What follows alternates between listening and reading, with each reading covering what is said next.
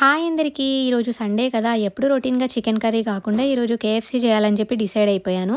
మా డ్యాడీని chicken leg pieces తీసుకురమ్మంటే తీసుకొచ్చారు. వాటిని మంచిగా క్లీన్ చేసేసి అందులో ఉప్పు, కారం, పసుపు, గరం మసాలా, అల్లం పేస్ట్ ఇంకా ఒక హాఫ్ లెమన్ కూడా వేసేసి మంచిగా మిక్స్ చేసేసుకొని 1 అవర్ ఫ్రిడ్జ్‌లో పెట్టేయాలి.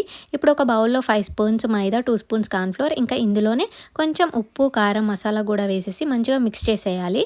ఇప్పుడు ఈ చికెన్ లెగ్ పీస్‌ని తీసుకొని మైదాలో ఇలా మంచిగా కోటింగ్ చేసేసి ఒక 5 సెకండ్స్ కూల్ వాటర్‌లో డిప్ చేయాలి. మళ్ళీ వెంటనే తీసేసి మళ్ళీ ఈ మైదా పిండినే మొత్తం అంతా పట్టేటట్లుగా మంచిగా కోటింగ్ చేసేయాలి. ఎక్సెస్ పిండి ఏదైనా ఉంటే దులిపేసి ఇప్పుడు ఆయిల్‌లో వేసేయడమే.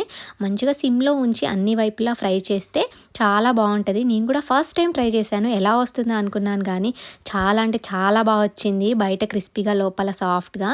దీన్ని మంచిగా టొమాటో కెచప్ ఏసుకొని తింటే టేస్ట్ అయితే సూపర్ అసలు. బయట తెచ్చిన వాటికంటే చాలా బావుంది.